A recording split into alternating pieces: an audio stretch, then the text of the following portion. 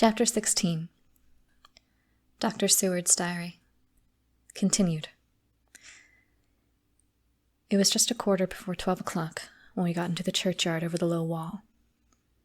The night was dark, with occasional gleams of moonlight between the rents of the heavy clouds that scudded across the sky. We all kept somehow close together, with Van Helsing slightly in front as he led the way. When he had come close to the tomb, I looked well at Arthur, for I feared that the proximity to a place laden with so sorrowful a memory would upset him. But he bore himself well. I took it that the very mystery of the proceeding was in some way a counteractant to his grief.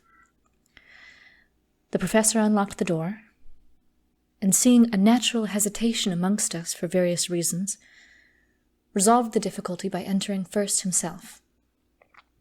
The rest of us followed, and he closed the door. He then lit a dark lantern and pointed to the coffin. Arthur stepped forward hesitatingly, and Van Helsing said to me, "You were here with me yesterday. Was the body of Miss Lucy in that coffin?" "It was."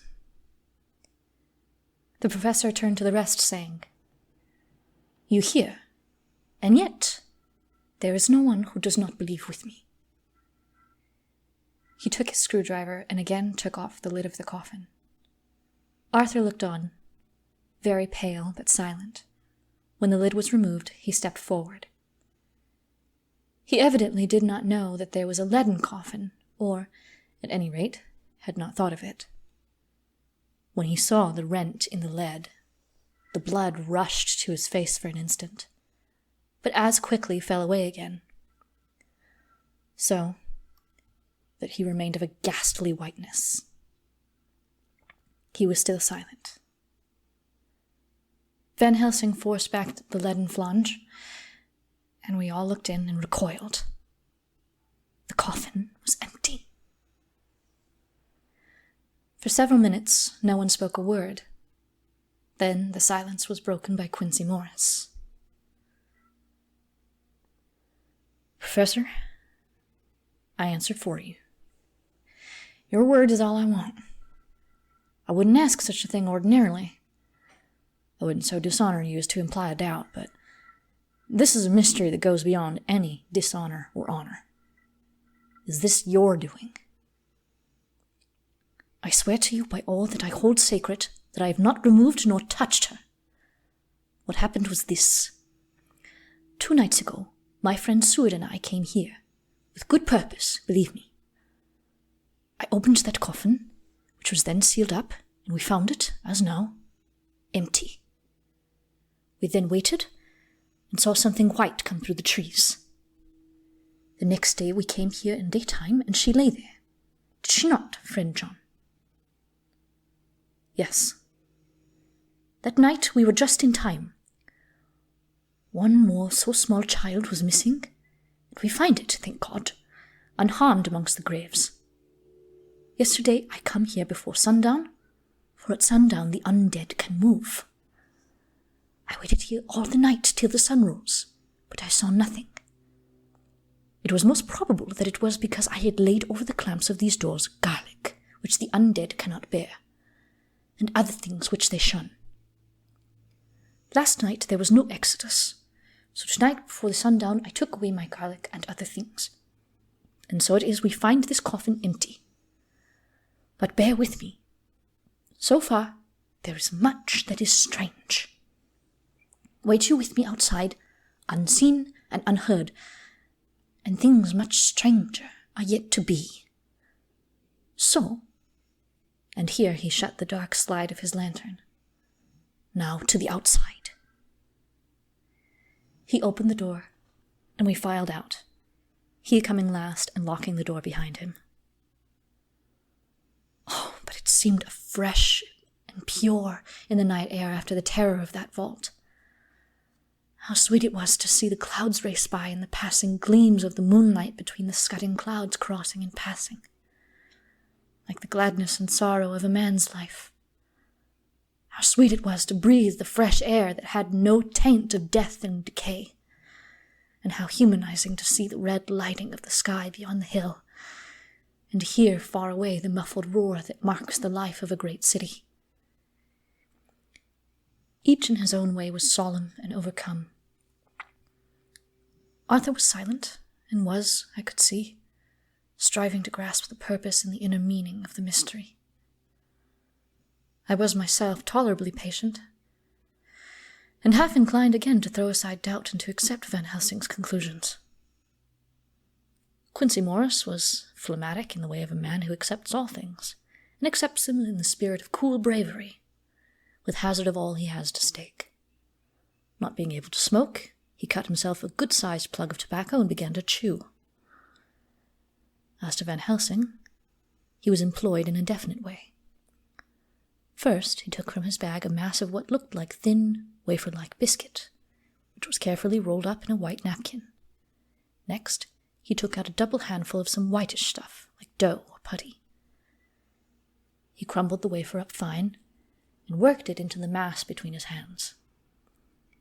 He then took, and rolling it into thin strips, began to lay them in the crevices between the door and its setting in the tomb. I was somewhat puzzled at this, and being close, asked him what it was that he was doing. Arthur and Quincy drew near also, as they too were curious. He answered, "I am closing the tomb so that the undead may not enter." "And is that the stuff you have put there to go on to do it?" asked Quincy. "Great Scott! Is this a game?" "It is." "What is it, that which you are using?" This time the question was by Arthur. Van Helsing reverently lifted his hat as he answered, "The host. I brought it from Amsterdam. I have an indulgence." It was an answer that appalled the most skeptical of us, and we felt individually that in the presence of such earnest purpose as the professor's, a purpose which could thus use to him the most sacred of things, it was impossible to distrust. In respectful silence, we took the places assigned to us close round the tomb, but hidden from the sight of anyone approaching. I pitied the others, and especially Arthur.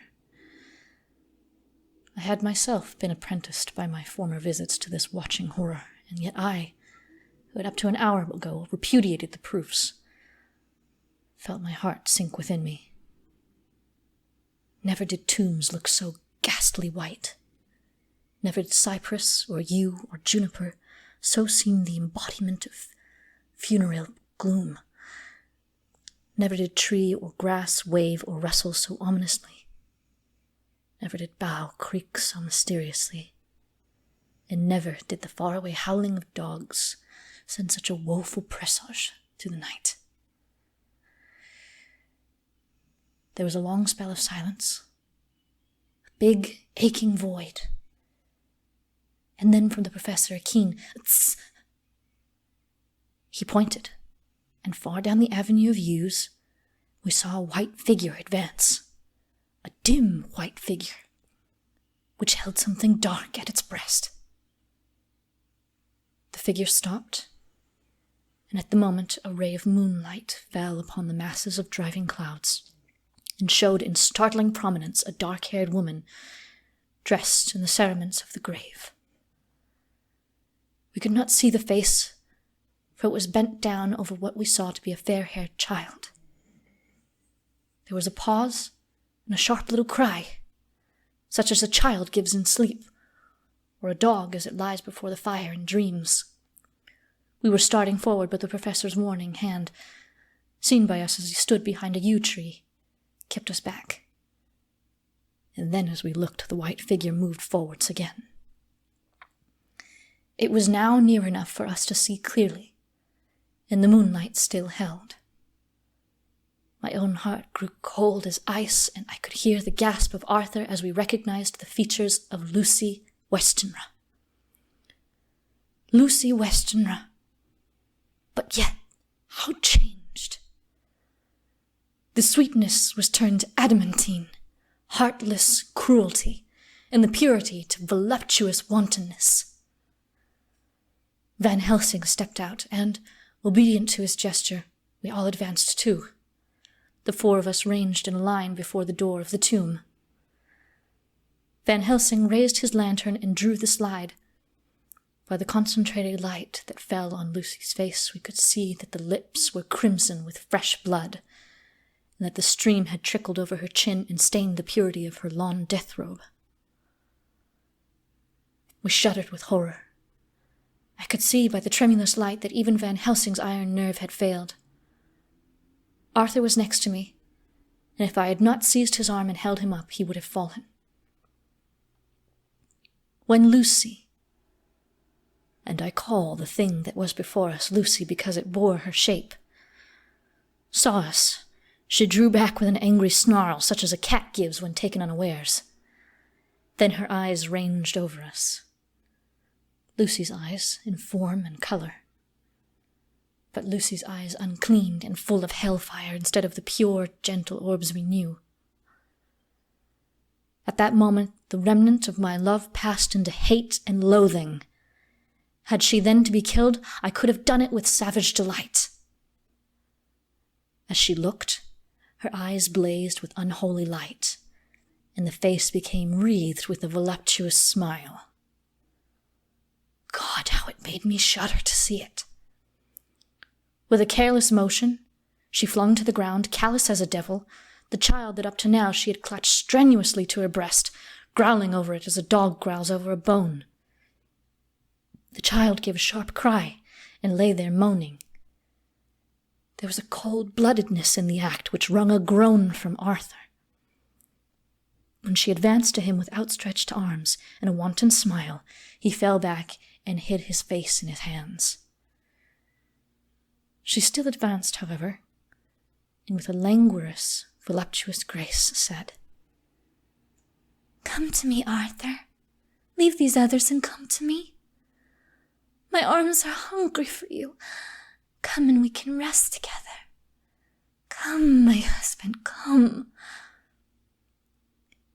There was something diabolically sweet in her tones, something of the tingling of glass when struck, which rang through the brains even of us when we heard the words addressed to another. As for Arthur, he seemed under a spell. Moving his hands from his face, he opened wide his arms. She was leaping for them when Van Helsing sprang forward and held between him his little golden crucifix. She recoiled from it, and, with a suddenly distorted face, full of rage, dashed past him as if to enter the tomb. When within a foot or two of the door, however, she stopped, as if arrested by some irresistible force. Then she turned, and her face was shown in a clear burst of moonlight and by the lamp, which had now no quiver from Van Helsing's iron nerves. Never did I see such baffled malice on a face, and never, I trust, shall such ever be seen again by mortal eyes. The beautiful color had become livid. The eyes seemed to throw out sparks of hellfire. The brows were wrinkled as though the folds of the flesh were the coils of Medusa's snakes, and the lovely, blood-stained mouth grew to an open square, as in the passion masks of the Greeks and the Japanese. If ever a face meant death, if looks could kill, we saw it at that moment.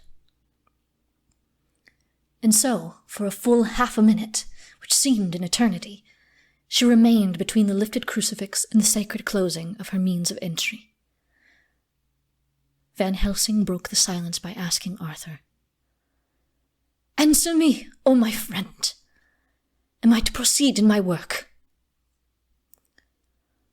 Arthur threw himself on his knees and hid his face in his hands as he answered, "Do as you will, friend. Do as you will. There can be no horror like this ever any more." And he groaned in spirit. Quincy and I simultaneously moved towards him and took his arms. We could hear the click of the closing lantern as Van Helsing held it down. Coming close to the tomb, he began to remove from the chinks some of the sacred emblem which he had placed there. We all looked on in horrified amazement as we saw, when he stood back, the woman, with the corporeal body as real at that moment as our own, pass in through the interstice where scarce a knife blade could have gone. We all felt a glad sense of relief when we saw the professor calmly restoring the strings of putty to the edges of the door. When this was done, he lifted the child and said, "Come now, my friends. We can do no more till tomorrow. There is a funeral at noon, so we shall all come before long after that. The friends of the dead will all be gone by 2, and when the sexton lock the gate, we shall remain. Then there is much more to do, but not like this of tonight. As for this little one, he is not much harm, and by tomorrow night he shall be well. We shall leave him where the police will find him, as on the other night, and then to home." Coming close to Arthur, he said, "My friend Arthur, you have had a sore trial, but after, when you look back, you will see how it was necessary. You are now in the bitter waters, my child. By this time tomorrow you will, please God, have passed them, and have drunk of the sweet waters, so do not mourn over much. Till then I shall not ask you to forgive me." Arthur and Quincy came home with me, and we tried to cheer each other on the way. We had left the child in safety and were tired, so we all slept with more or less reality of sleep. 29th September, night. A little before 12 o'clock, we 3, Arthur, Quincy Morris, and myself, called for the professor. It was odd to notice that by common consent we had all put on black clothes. Of course, Arthur wore black, for he was in deep mourning, but the rest of us wore it by instinct. We got to the churchyard by 1:30 and strolled about, keeping out of official observation, so that when the grave diggers had completed their task and the sexton, under the belief that everyone had gone, had locked the gate, we had the place all to ourselves. Van Helsing, instead of his little black bag, had with him a long leather one, something like a cricketing bag. It was manifestly of fair weight. When we were alone, and had heard the last of the footsteps die out up the road, we silently, as if ordered by intention, followed the professor to the tomb.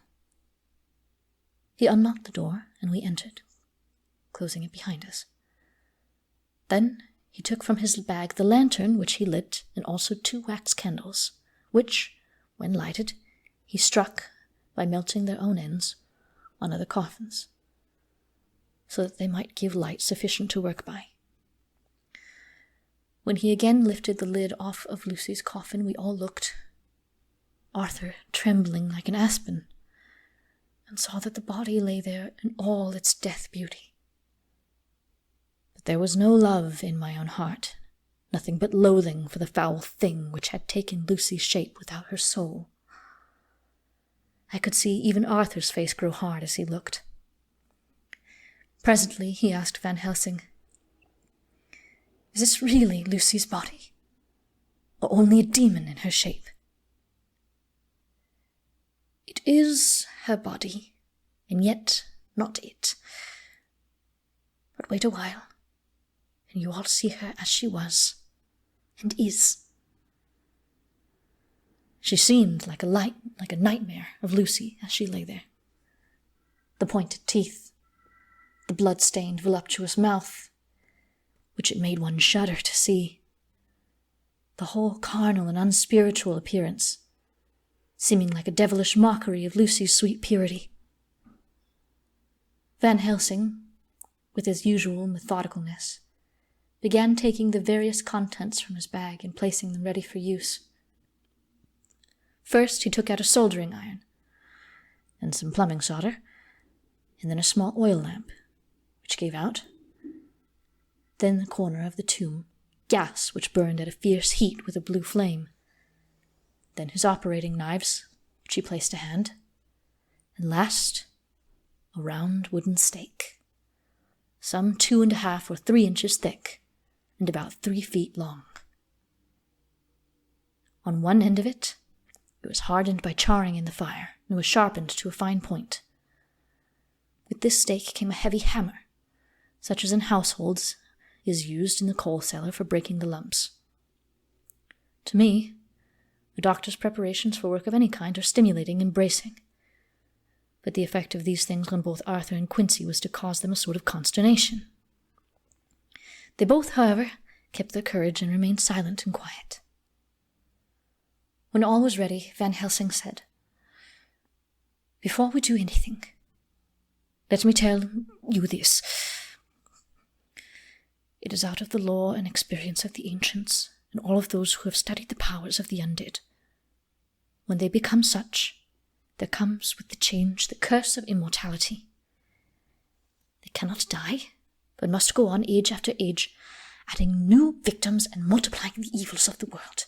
For all that die from the preying of the undead becomes themselves undead, and prey on their kind. And so the circle goes on ever widening, like as the ripples from a stone thrown in the water. Friend Arthur, if you had met that kiss which you know of before poor Lucy died, or again last night when you opened your arms to her, you would, in time, when you had died, have become Nosferatu, as they call it in Eastern Europe, and would all the time make more of those undeads that so fill us with horror. The career of this so unhappy dear lady is but just begun. Those children whose blood she suck are not as yet so much the worse, but if she live on, undead, more and more they lose their blood, and by her power over them they come to her, and so she draw their blood in that so wicked mouth. But if she die in truth, then all cease. The tiny wounds of the throats disappear, and they go back to their place unknowing ever of what has been. But most blessed of all, when this now undead be made to the rest as true dead, then the soul of the poor lady whom we love shall again be free. Instead of working wickedness by night and growing more debased in the assimilating of it by day, she shall take her place among the other angels. So that, my friend, it will be a blessed hand for her that shall strike the blow that sets her free. To this I am willing. But is there none among us who has the better right? Will it be no joy to think of hereafter in the silence of the night when sleep is not? It was my hand that sent her to the stars. It was the hand of him that loved her best, the hand that of all she herself would have chosen, had it been hers to choose. Tell me if there would be such a one amongst us." We all looked to Arthur. He saw, too, what we all did, the infinite kindness which suggested that his should be the hand which should restore Lucy to us as a holy and not an unholy memory. He stepped forward and said bravely, though his hand trembled and his face was pale as snow, "My true friend, from the bottom of my broken heart, I thank you. Tell me what I am to do, and I shall not falter." Van Helsing laid a hand on his shoulder and said, "Brave lad! A moment's courage, and it is done. This stake must be driven through her. It will be a fearful ordeal. Be not deceived in that. But it will only be a short time, and you will then rejoice more than your pain was great. From this grim tomb you will emerge as though you tread on air. But you must not falter when once you have begun. Only think that we, your true friends, are round you, and that we pray for you all the time." "Go on," said Arthur hoarsely. "Tell me what I am to do." "Take this stake in your left hand, ready to place the point over the heart, and the hammer in your right. Then, when we begin our prayer for the dead, I shall read him, I have here the book, and the others shall follow. Strike in God's name, so that all may be well with the dead that we love, and that the undead pass away." Arthur took the stake and the hammer, and when once his mind was set on action, his hands never trembled nor even quivered. Van Helsing opened his missal and began to read, and Quincy and I followed as well as we could. Arthur placed the point over the heart, and as I looked, I could see its dint in the white flesh. Then he struck with all his might. The thing in the coffin writhed, and a hideous, blood-curdling screech came from the opened red lips. The body shook and quivered and twisted in wild contortions. The sharp white teeth champed together till the lips were cut, and the mouth was smeared with a crimson foam. But Arthur never faltered. He looked like a figure of Thor as his untrembling arm rose and fell, driving deeper and deeper the mercy-bearing stake, whilst the blood from the pierced heart welled and spurted up around it. His face was set, and high duty seemed to shine through it. The sight of it gave us courage, so that our voices seemed to ring through the little vault. And then the writhing and quivering of the body became less, and the teeth seemed to champ, and the face to quiver. Finally, it lay still. The terrible task was over. The hammer fell from Arthur's hand. He reeled and would have fallen had we not caught him. The great drops of sweat sprang from his forehead, and his breath came in broken gasps. It had indeed been an awful strain on him, and had he not been forced to his task by more than human considerations, he could never have gone through with it. For a few minutes, we were so taken up with him that we did not look towards the coffin. When we did, however, a murmur of startled surprise ran from one to the other of us. We gazed so eagerly that Arthur rose, for he had been seated on the ground, and came and looked too. And then a glad, strange light broke over his face, and dispelled altogether the gloom of horror that laid upon it. There, in the coffin, lay no longer the foul thing which we had so dreaded and grown to hate that the work of her destruction was yielded as a privilege to the one best entitled to it, but Lucy, as we had seen her in life, with her face of unequalled sweetness and purity. True that they were there, as we had seen them in life, traces of care and pain and waste. But these were all dear to us, for they marked her truth to what we knew. One and all we felt that the holy calm that lay like sunshine over the wasted face and form was only an earthly token and symbol of the calm that was to reign forever. Van Helsing came and laid his hand on Arthur's shoulder and said to him, "And now, Arthur, my friend, dear lad, am I not forgiven?" The reaction of the terrible strain came as he took the old man's hand in his and, raising it to his lips, pressed it and said, "Forgiven?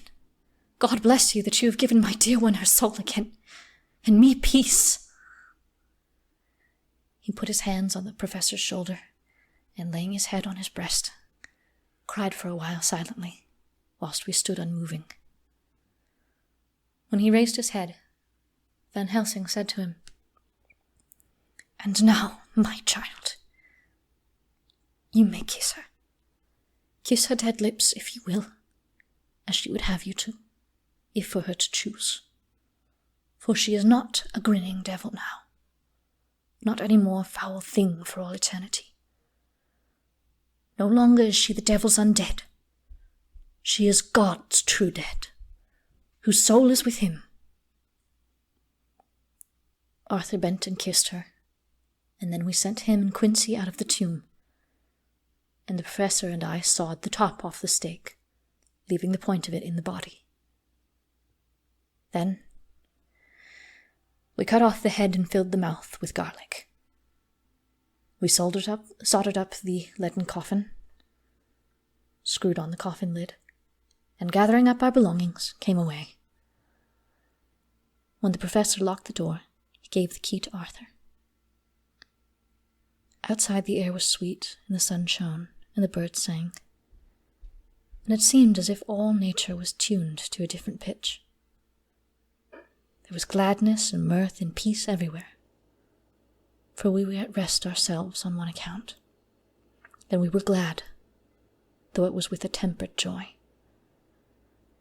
Before we moved away, Van Helsing said, "Now, my friends, one step of our great work is done. One the most harrowing to ourselves. But there remains a greater task. To find out the author of all this of our sorrow, and to stamp him out. I have clues which we can follow, but it is a long task, and a difficult one, and there is danger in it and pain. Shall you not all help me? We have learned to believe, all of us, is it not so? And since so, do we not see our duty? Yes. And do we not promise to go on to the bitter end?" Each in turn, we took his hand, and the promise was made. Then said the professor, as we moved off, "2 nights hence, you shall meet with me and dine together at 7 of the clock with friend John. I shall entreat 2 others, 2 that you know not as yet, and I shall be ready to all our work show and our plans unfold. Friend John, you come with me home, for I have much to consult about, and you can help me. Tonight I leave for Amsterdam, but shall return tomorrow night, and then begins our great quest.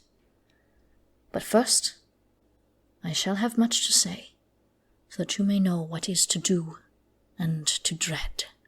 Then our promise shall be made to each other anew, for there is a terrible task before us, and once our feet are on the ploughshare, we must not draw back."